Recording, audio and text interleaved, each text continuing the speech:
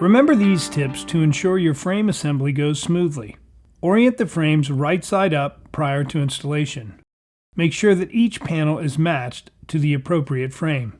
Do not remove any labels until after all shutters are installed. Lay your frames out according to the labels.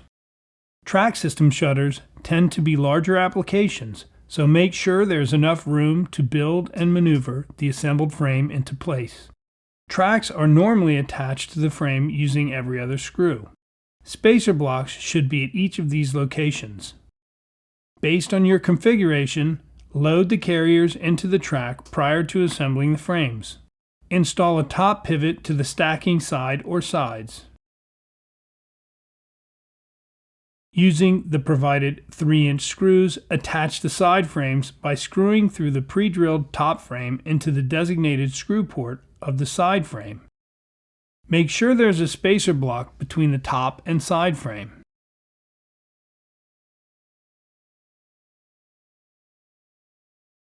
Tighten until flush. Do not over-tighten. Installation holes should be drilled at the factory. If this is having to be done on site, drill a 3/8-inch installation hole through the first layer of the top frame's inside edge every 24 to 30 inches. Place the assembled frame into the opening. Center the frame into the opening. Using an installation screw, secure the top frame into the opening header through the vacant screw locations in the tracks. Begin with the far left and right top frame installation holes. Determine if the frame is level. If the frame is not level, start at the higher end and secure the installation screws.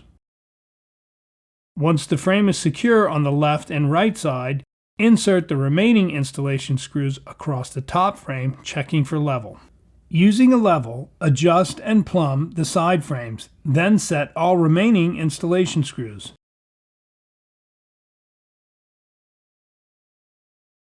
Align the supplied bottom pivot bracket with the frame indicator line on the stacking side. The bracket should sit tight to the floor. Mount the bracket into the frame and floor if possible. Cap all installation holes using the supplied button plugs. Begin installing the panels by first inserting the bottom pin into the bottom pivot bracket. Push the top door bracket onto the adjustable nut of the top pivot bracket. Lock the panels in place by rotating the plastic slide around the neck of each adjustable nut. To plumb the panel, loosen the set nut on the top pivot bracket. Move the top of the left panel left or right until plumb, then tighten the set nut. If needed, move the bottom pivot left or right to make sure the panel is plumb and there is a consistent gap between the panel and the side frame.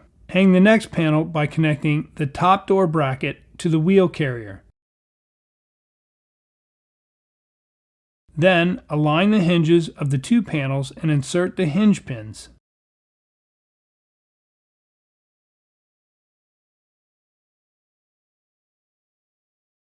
Adjust the wheel carriers to level. Repeat the process for all remaining panels. Two-way bifold configurations are shutters that have panel sets that meet in the middle.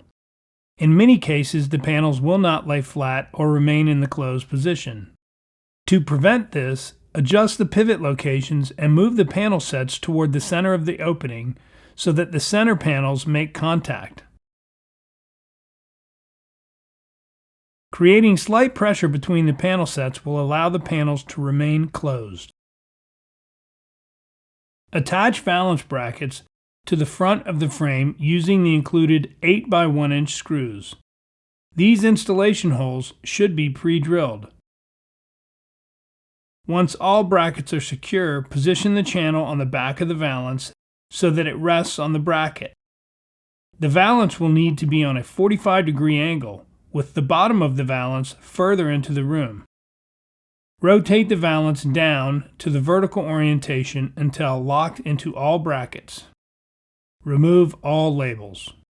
Attach your valance returns using the supplied corner keys and glue where applicable. If you are installing a one-way bifold, refer to video 7 for specific product instructions.